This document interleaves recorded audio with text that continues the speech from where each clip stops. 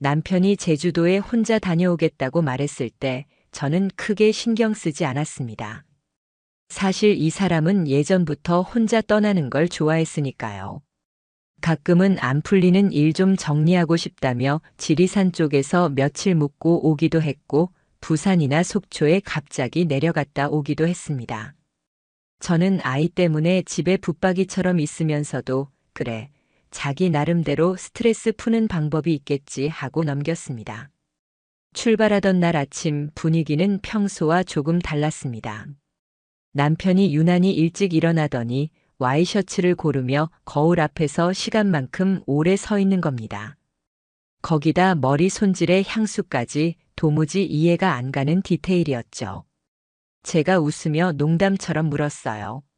아니, 제주도 가는데 무슨 향수까지 뿌려? 사람 많은 번화가도 아니고 산이랑 바다만 있을 텐데. 남편은 태연하게 웃으며 대답했습니다. 기분 전환 겸이지. 여행 가면 이런 것도 즐겨야지. 그 순간만큼은 정말 아무 의심도 들지 않았습니다. 오히려 제가 잔소리했다가 괜히 분위기만 지저분해질까봐 그냥 고개를 끄덕였습니다. 남편은 그렇게 택시를 불러 공항으로 향했고, 저는 아이와 아침을 먹으며 평범한 일상을 이어갔습니다. 첫날은 아무렇지 않았습니다.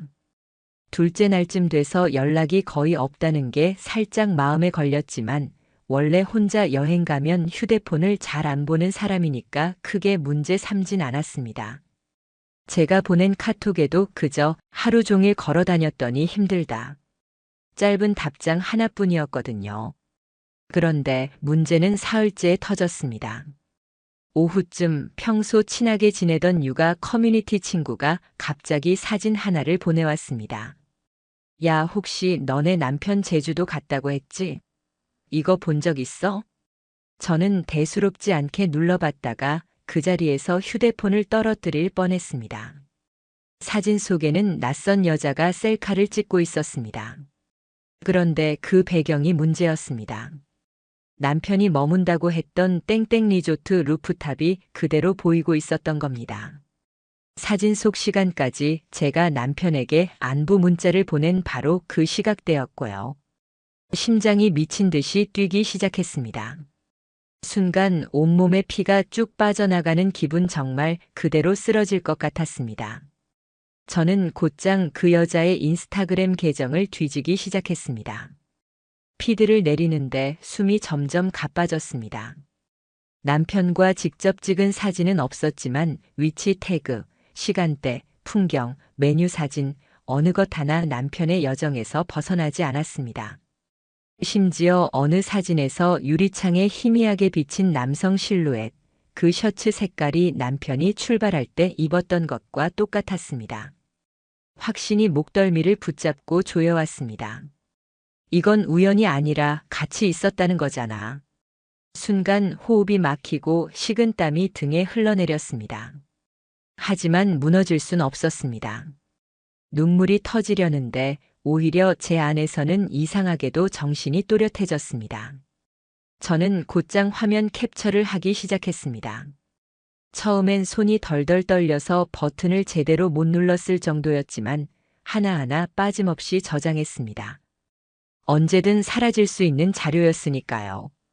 그 다음엔 남편의 비행기 예약 내역과 일정표를 다시 확인했습니다. 남편이 말한 동선과 그 여자의 SNS 업로드 시간을 대조해 나가는데 일치율이 어쩌다 맞아떨어지는 정도가 아니었습니다.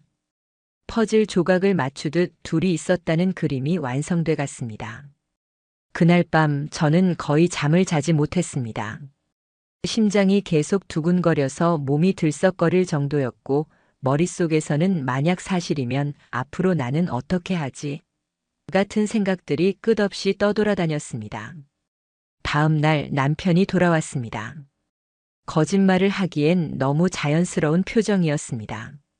쇼핑백에 선물까지 들어있었고 입가에는 여행을 잘 다녀온 듯한 웃음이 맴돌았습니다. 여보, 잘 쉬고 왔어?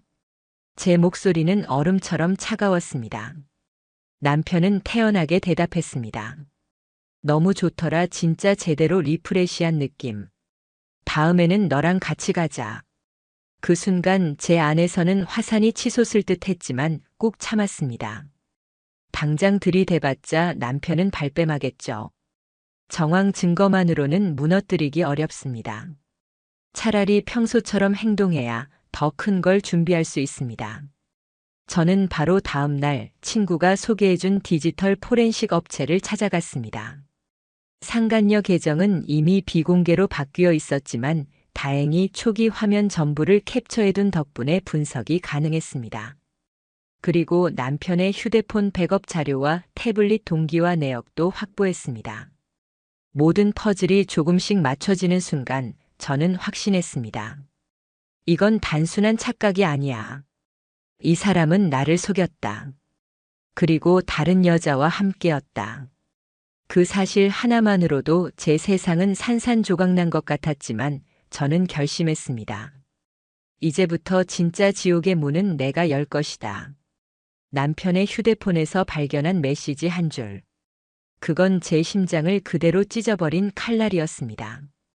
같은 리조트 예약하니까 너무 설렌다. 사람들 앞에선 모르는 척하자. 단순한 문장 한 줄이 지난 며칠간 머릿속을 갉아먹던 불안을 확신으로 바꿔버렸습니다. 메시지를 발견하는 순간 저는 숨을 제대로 쉴 수 없을 정도로 가슴이 죄어왔습니다. 그 여자의 답장은 더 치명적이었습니다. 당신이랑 여행하는 거면 난 뭐든 좋아요. 눈앞이 아득해졌습니다. 단순한 불륜이 아니었습니다. 그저 가벼운 만남, 순간적인 실수가 아니라 둘은 커플이라는 자의식을 공유하고 있었던 겁니다. 바닥에 떨어진 휴대폰을 주우면서도 손이 덜덜 떨려서 화면이 자꾸만 흔들렸습니다. 이대로 기절하나 싶을 만큼 온몸에 힘이 빠졌습니다. 그런데 웃기게도 눈물은 나오지 않았습니다. 오히려 뼛속 깊은 분노가 들끓어올라 이상한 에너지가 제 몸을 지탱했습니다. 저는 곧장 모든 메시지를 캡처했습니다.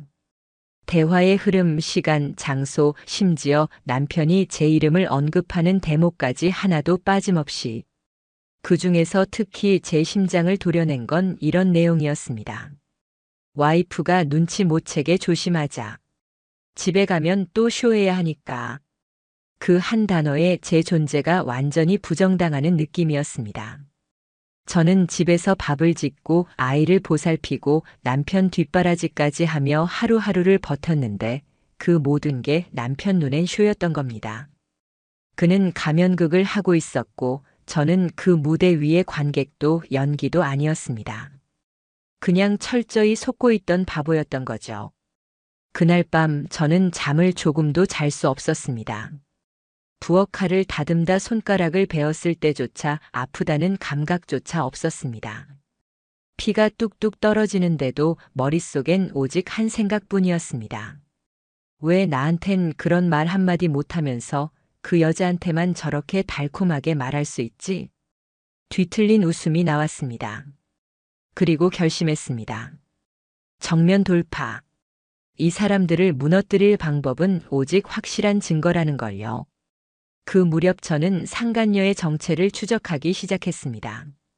남편과 그녀가 주고받은 메시지 속엔 몇 가지 단서가 있었지만 직접적인 이름은 없었습니다.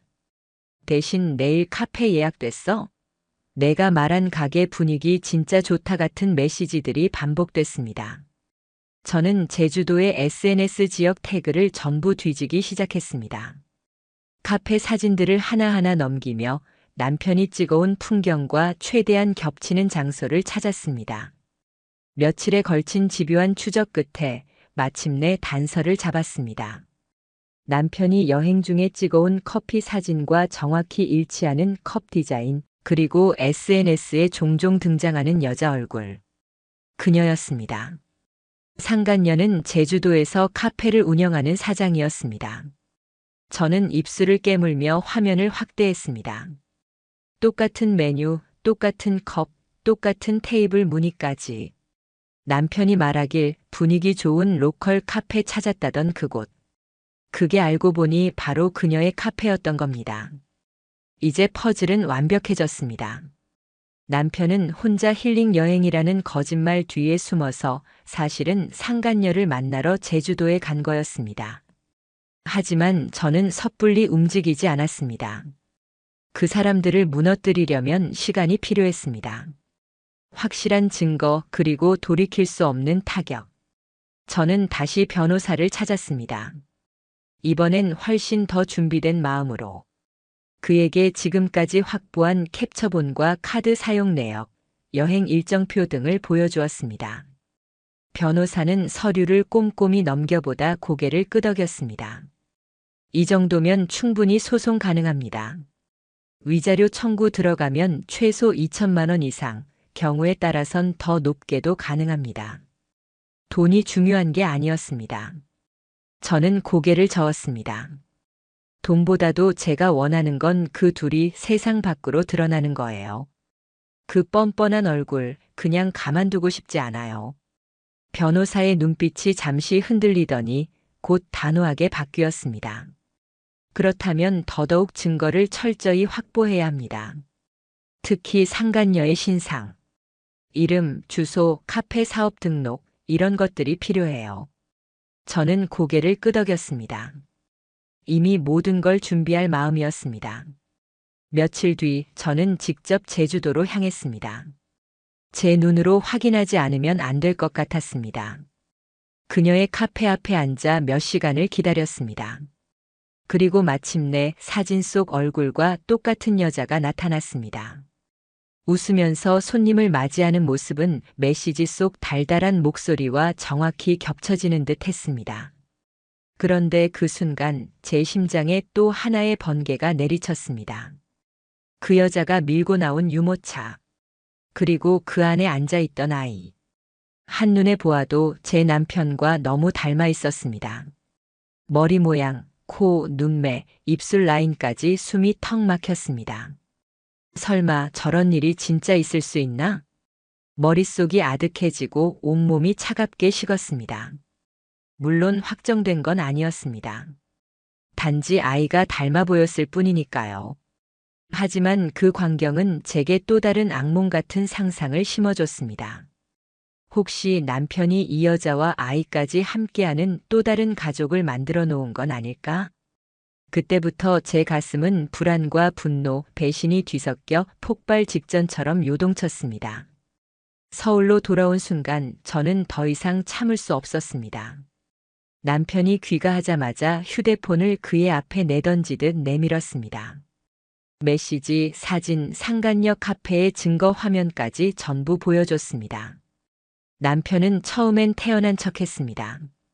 뭐야, 이건 누구 거야? 내가 오해하는 거야. 하지만 제 눈빛이 흔들리지 않자 그의 얼굴은 점점 하얗게 질려갔습니다. 결국 그는 실토했습니다. 처음엔 그냥 손님이었어. 근데 자꾸 연락하게 됐고 말이 잘 통해서 그게 그만. 말이 잘 통해서. 그 웃긴 변명을 듣는 순간 저는 피식 웃음이 터졌습니다. 말이 잘 통해서 제주도까지 간 거야? 가족한테는 거짓말하면서. 남편은 아무 말도 못하고 고개만 푹 숙였습니다. 그날 이후 저는 아이를 친정에 맡겼습니다. 그리고 곧장 변호사 사무실로 가서 상간녀 소송 접수를 본격적으로 준비했습니다. 남편에게는 단 하나의 요구를 남겼습니다. 당신 말은 이제 필요 없어. 난 법으로 말할 거야. 남편과의 대화 이후 우리 집은 사실상 냉전 상태로 변했습니다. 같은 집에 함께 있어도 서로 눈을 마주치지 않았고 한마디 대화도 없었습니다. 밥상에 마주 앉아 있어도 서로의 그릇에 숟가락이 부딪히는 소리만 날 뿐이었죠. 저는 단 하나의 조건만 내걸었습니다. 그 여자랑 당장 완전히 끊어. 그리고 위자료 청구에 협조해. 하지만 남편은 끝까지 머뭇거렸습니다. 입을 열면 나오는 건 늘 비슷했습니다. 아이 생각해서라도 이혼은 안 했으면 좋겠어. 그리고 그 여자 너무 가혹하게는 하지 말자. 그 대답을 듣는 순간 절망스러웠습니다. 이 사람은 아직도 그녀에게 마음을 두고 있구나. 저와의 가정을 지키려는 게 아니라 체면과 상황이 무너지는 걸 막고 싶은 것뿐이라는 게 너무도 선명하게 보였습니다. 그러던 어느 날 아이 책가방을 정리하다가 저는 한 장의 메모지를 발견했습니다. 분홍색 스티커 메모에 서툴게 꾹꾹 눌러 쓴 글씨. 아빠랑 땡땡 이모랑 같이 바닷가 놀러 갔어요. 순간 제 온몸에 힘이 빠졌습니다. 무릎이 풀려 그 자리에 주저앉고 말았습니다. 그저 철부지 아이의 글씨였는데 그 내용은 제 숨을 막아버릴 만큼 충격적이었습니다. 머릿속이 새하얗게 변했습니다. 단순한 불륜으로 끝나는 게 아니었습니다. 이제는 제 아이까지, 우리 아이까지 그 안에 끌어들였습니다. 애한테 상간녀를 이모라고 소개한 거야? 가슴속에서 치밀어 오르는 분노가 목을 죄고 올라왔습니다. 저를 속이는 건 그렇다 쳐도 아이까지 거기다 그 아이의 기억에 아빠 그리고 이모와의 여행 같은 왜곡된 장면을 심어놨다니. 그 아기를 어떻게 용서할 수 있겠습니까? 그날 밤 남편이 귀가하자 저는 메모를 탁 식탁 위에 내던졌습니다. 이건 뭐야? 이제는 애까지 데리고 그 여자랑 바닷가까지 가. 남편은 눈을 크게 뜨더니 황급히 변명했습니다. 아, 그건 그냥 아이랑 여행 갔다가 그 여자가 하는 카페 근처라니까 잠깐 얼굴 본 것뿐이야. 저는 냉소 섞인 웃음을 터뜨렸습니다. 이젠 이름도 못 꺼내. 잠깐 얼굴만 봤다면서 이 애 글씨엔 바닷가 놀러 갔다고 써 있잖아. 남편은 아무 말도 못하고 고개를 푹 숙였습니다. 그 모습이 오히려 제 분노에 기름을 부었습니다. 도대체 언제까지 거짓말할 건데? 이제는 애한테까지 쇼를 시켜? 그날 저는 폭발 직전의 심정으로 침대에 뒤척이며 하루 종일 그 여자 얼굴만 떠올렸습니다. 결국 저는 결단을 내렸습니다. 직접 상간녀와 통화하겠다. 남편을 상대로는 아무 소용이 없었습니다. 밝혀낸 진실을 대놓고 들이대도 버티거나 거짓말뿐이었으니까요. 저는 제 번호로 전화를 걸지 않았습니다. 그 여자가 이미 제 번호를 차단했을 가능성이 크다고 생각했거든요. 그래서 친구의 휴대폰을 빌려 익명처럼 전화를 걸었습니다.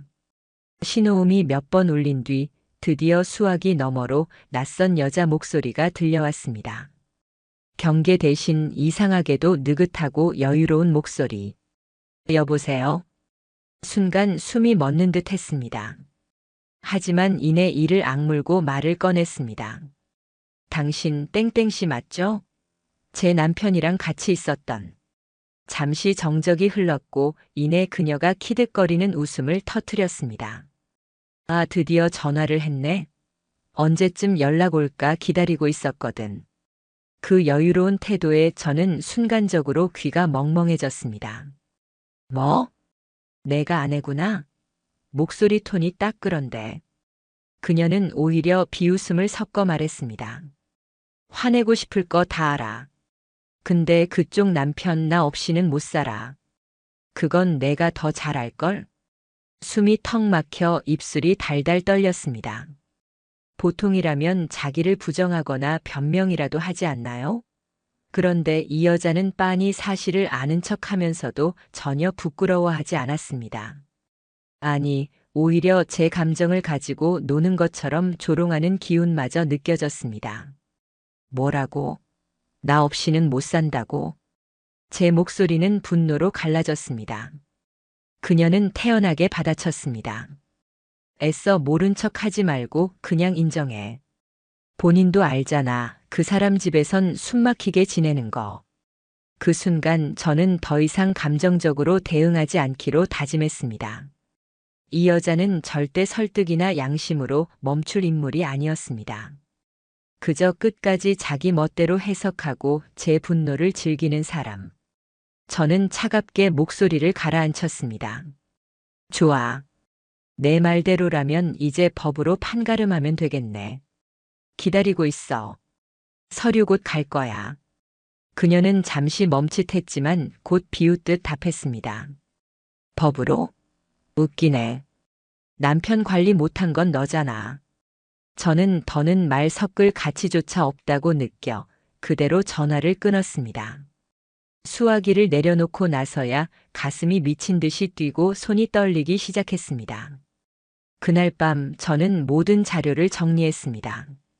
메시지, 사진 캡처, 카드 사용 내역, 심지어 아이의 글씨 메모까지 전부 파일로 변호사에게 전달했습니다. 변호사는 자료를 확인하더니 얼굴이 굳어졌습니다. 이 정도면 판사님이 봐도 명백합니다. 위자료 소송 무조건 갑니다. 금액도 최대치로 청구해도 무방해요. 저는 고개를 끄덕였습니다. 그 순간부터 저는 감정적 대치가 아닌 전쟁을 준비하는 사람이 되기로 했습니다. 상간녀에게 내용 증명이 발송되고 며칠이 지났을 무렵 예상대로 그녀는 반성은커녕 태도를 더 뻔뻔하게 바꿔갔습니다. 남편의 휴대폰에 도착하는 메시지들을 제가 몰래 확인할 수 있었는데 그 안에는 소름 끼치는 문장들이 줄줄이 적혀 있었습니다. 와, 이 여자 진짜 집착 장난 아니네. 내가 잘해줘서 그런가? 내 와이프 참 답답하다. 우리 사이 못 막을 텐데.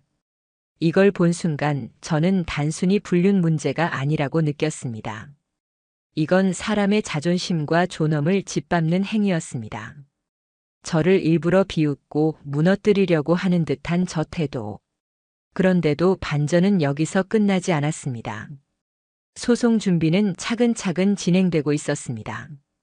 변호사에게 제출한 증거 자료들은 이미 정리돼 정식 소장으로 접수됐고 법원에서 상간녀에게 공식 출석 요구서도 발송되었죠. 변호사는 단호하게 말했습니다. 이 정도 증거면 판사님도 경악하실 겁니다. 메시지, 사진, 카드 사용 내역, 아이의 메모까지 모든 상황이 입체적으로 맞아떨어집니다. 100% 승소 보장입니다. 저는 고개를 끄덕였지만 한편으론 분노가 차오르기도 했습니다. 왜 내가 이런 법정 싸움을 준비해야 하냐는 현실적인 허탈감 때문이었죠. 그 무렵 남편은 눈에 띄게 불안한 기색을 보이기 시작했습니다. 처음엔 태연하게 굴며 그 여자는 잠깐 스쳐간 사이일 뿐이라는 변명을 반복했는데 어느 날부터인가 그는 회사에서도 어딘가 무너지고 있다는 기운이 풍겼습니다.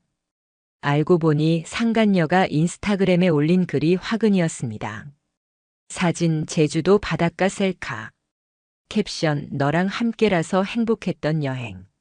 정확히 날짜가 남편 출장이라고 보고한 기간과 겹치는 글이었습니다. 그 게시물이 지인들 사이에서 급격히 퍼지면서 결국 회사까지 흘러들어간 겁니다. 이른바 셀카녀 사건으로 회자되기 시작한 거죠. 저는 그 게시물을 캡처해 남편의 회사 인사팀 쪽으로 익명 자료를 전달했습니다. 며칠 뒤 남편은 결국 인사위원회 소집 통보를 받았습니다. 징계 절차가 시작된 겁니다. 이때부터 남편의 태도가 돌변했습니다. 저에게 애원하듯 말했습니다. 제발 나 이번에 징계받으면 회사에서 잘릴 수도 있어. 애 엄마 제발 좀 도와줘. 그 여자랑은 정말 이제 정리할게. 한 번만 봐줘. 하지만 저는 차갑게 대답했습니다. 이제 와서? 애까지 데리고 바닷가에서 가족놀이 했을 땐 언제고. 그때는 즐거웠고 지금은 불쌍해. 남편은 한동안 말문을 열지 못했습니다. 초라하게 축 처진 그의 뒷모습이 보였지만 제 안에서 어떤 연민도 샘솟지 않았습니다. 이미 그는 아버지로서 남편으로서의 책임과 자격을 스스로 버린 사람이었으니까요. 한편 법원에서 발송한 출석 요구서가 상간녀에게 전달된 뒤에도 그녀는 한껏 비웃는 태도를 유지했습니다. 심지어 SNS에 이런 글까지 올렸습니다. 남편 관리 못하는 사람이 왜 나한테 화풀이? 웃긴다 진짜. 자기가 못해주니까 내가 나선 거지 뭐. 저는 그 글을 보고도 차분했습니다. 오히려 미소가 났습니다. 좋아. 더 떠들어라. 내가 올린 글 한 줄 한 줄이 내 증거가 될 테니까. 전부 캡처했고 변호사에게 넘겼습니다. 변호사는 혀를 찼습니다. 이 정도면 단순 위자료 청구가 아니라 명예훼손 소송까지 병행 가능합니다. 본인은 장난처럼 쓰는 건데 사실은 법적으로 스스로 파멸하는 행위죠. 그러던 중 시댁 쪽에까지 소문이 번졌습니다. 상간녀 사건, 위자료 소송, 남편의 회사 징계. 모든 게 한꺼번에 폭발하듯 알려졌습니다. 그날 시어머니가 울면서 제게 전화를 해왔습니다. 얘야, 제발 이혼은 하지 마라. 그 여자는 그냥 장난이었단다. 잠깐의 실수다, 실수. 남자는 그럴 수 있잖니. 저는 수화기 너머로 들려오는 눈물 섞인 목소리를 들으며 오히려 싸늘하게 식어갔습니다. 결국 폭발하듯 말했습니다. 장난이면 애를 데리고 리조트에서 가족놀이를 합니까? 그게 장난이에요? 시어머니는 더 이상 대답하지 못하고 흐느끼기만 했습니다. 저는 그 울음을 들으며 확실히 깨달았습니다. 이제 더 이상 이 가정은 회복될 수 없다. 그날 밤 저는 더는 주저하지 않았습니다. 남편의 방으로 들어가 법원 이혼 조정 신청서 사본을 그의 앞에 내던졌습니다. 펜을 그의 앞에 놓으며 말했습니다. 이제 끝이야. 여기 사인해. 남편은 사색이 된 얼굴로 서류를 바라봤습니다. 그 눈빛에는 분노도 미련도 심지어 후회조차도 없었습니다. 그저 모든 걸 잃은 패배자의 공허한 눈빛. 그 장면을 보는 순간 오히려 제 마음은 이상할 만큼 편안해졌습니다. 길고 지독한 거짓말의 연극은 드디어 막을 내리고 있었으니까요. 남편은 결국 이혼 조정 신청서에 서명했습니다. 펜 끝이 종이를 긁어내며 남긴 그의 글씨는 너무 힘이 없어서 한눈에 봐도 무너진 사람의 흔적이었습니다. 그 순간 저는 이상할 만큼 담담했습니다. 눈물이 날 줄 알았는데 오히려 마음이 편해졌습니다. 끝났다. 이제야 이 지독한 연극이 막을 내린 거다. 며칠 뒤 열린 첫 조정 기일. 저는 변호사와 함께 법정에 입장했습니다. 심장은 빠르게 뛰었지만 제 표정은 흔들리지 않았습니다. 상대편 자리에는 남편과 상간녀가 앉아 있었습니다. 상간녀는 평소처럼 뻔뻔하게 앉아 있었지만 눈동자는 초조하게 떨리고 있었습니다. 남편은 말로는 다 형용하기 어려운 표정이었죠. 미안함, 두려움, 무기력, 그 모든 게 뒤섞여 있었습니다. 저의 변호사가 제출한 증거 목록은 탄탄했습니다. 남편과 상간녀가 주고받은 메시지 전문, 같은 리조트 예약 내역, 제주도에서 카드 사용 기록, 카페 영수증, SNS 게시물 캡처, 조롱글 포함, 아이 글씨로 남긴 메모. 판사가 자료를 확인하더니 깊은 한숨을 내쉬었습니다.